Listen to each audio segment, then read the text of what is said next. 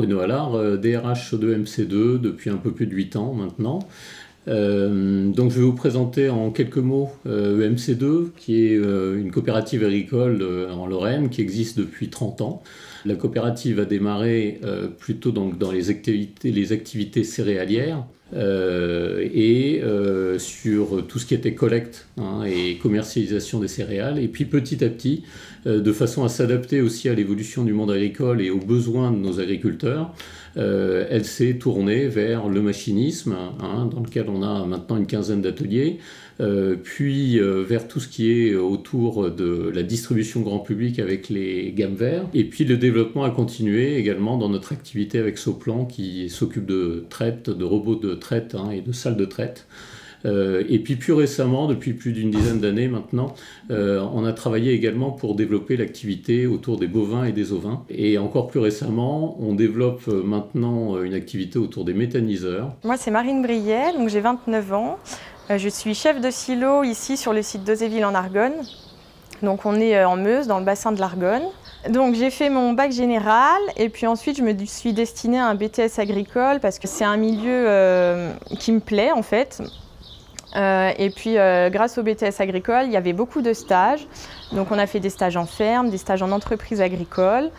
Et c'est ce qui m'a permis de voir que j'avais un certain attrait donc pour ce métier, pour ce milieu. Et donc j'ai décidé ensuite de poursuivre par une formation en alternance qui est en fait spécialisée dans le métier chef de silo que je connaissais en fait de loin. Alors le métier de chef de silo en fait ça consiste à assurer la gestion donc d'un site comme celui-ci de stockage et d'approvisionnement de matières premières ainsi que en fait des produits d'agrofourniture destinés aux productions des agriculteurs. Pour vous situer un peu plus dans la chaîne en fait, de transformation agricole, on va être le relais entre l'agriculteur qui amène ses récoltes et puis les fabricants agroalimentaires qui vont transformer la matière première.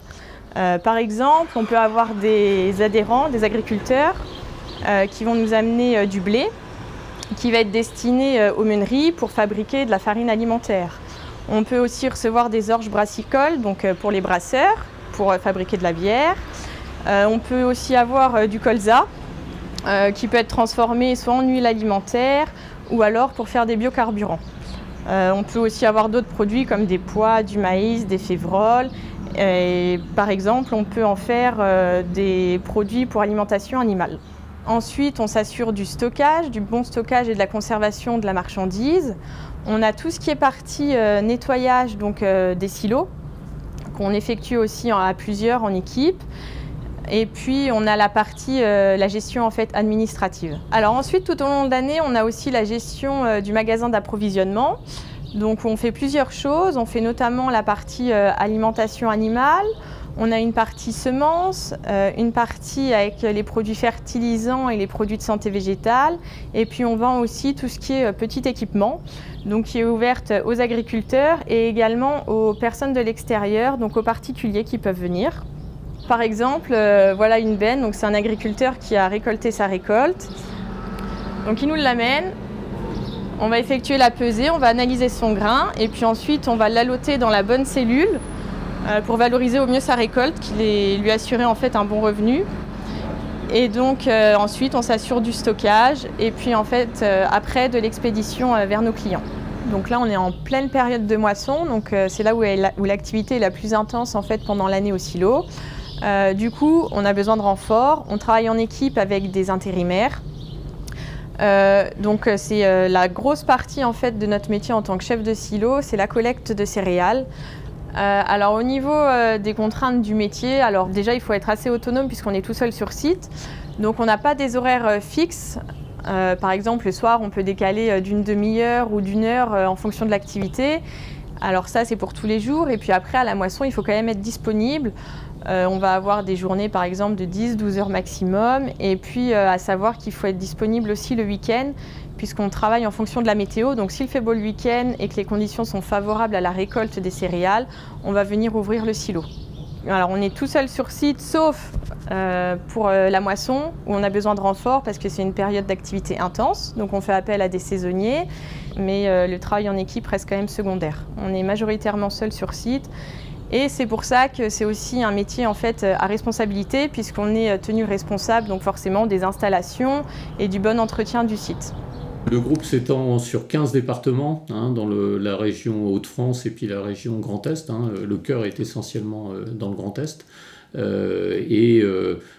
En effet, cette disposition géographique permet aussi d'évoluer, soit à travers les métiers en changeant de métier, soit en restant dans le même métier, mais en ayant la possibilité de passer d'un département à un autre département. Alors, en tant que chef de silo, en fait, on peut évoluer. Alors, d'une part à EMC2, puisque c'est une grande entreprise, il y a beaucoup d'évolutions en interne. Que ce soit donc parce que le métier ne nous plaît plus, en fait, entre guillemets, on peut évoluer vers d'autres branches, ou alors aussi en gardant en fait le même boulot à la base de chef de silo, on peut passer notamment coordinateur. Par exemple, moi je suis devenue coordinatrice d'équipe, donc c'est un peu comme un chef d'équipe. J'ai sous ma responsabilité 4 autres silos. Et c'est tout ce qui concerne en fait une partie au niveau du management. Contrairement à certaines idées reçues, le monde agricole est un monde qui bouge très vite. Et c'est sans doute aujourd'hui, moi je viens du monde industriel, je trouve qu'il y a beaucoup plus de dynamisme, d'évolution des métiers dans le domaine agricole. Parce qu'on utilise en effet des machines qui sont de plus en plus complexes, notamment je pense au machinisme. Il y a des développements où on va vers des métiers plus industriels comme la méthanisation. Et tous ces développements font que nos métiers ne sont pas du tout des métiers vieillissants. Au contraire, on réinvente très, très régulièrement les différents métiers qu'on peut fournir dans l'agronomie. Je pense aussi à ça, où on recrute un certain nombre d'ingénieurs. C'est des métiers qui sont en permanence en évolution. Il y a beaucoup de dynamisme autour de la partie bio, par exemple. Là aussi, ça génère tout un ensemble de nouveautés et de nouvelles compétences. Donc ici, on est quand même dans un monde très rural où il y a beaucoup d'agriculture. De toute façon, on en aura toujours besoin, notamment pour nourrir les hommes. Donc c'est un métier qu'on aura besoin par la suite en tant que chef de silo, ou même plus globalement le monde agricole. En fait, il y a beaucoup de travail. À partir du moment où vous êtes motivé, je pense que tout est faisable. Il faut être quand même dynamique et polyvalent, puisque voilà, je le répète, mais on est seul sur site, il faut savoir quand même se débrouiller.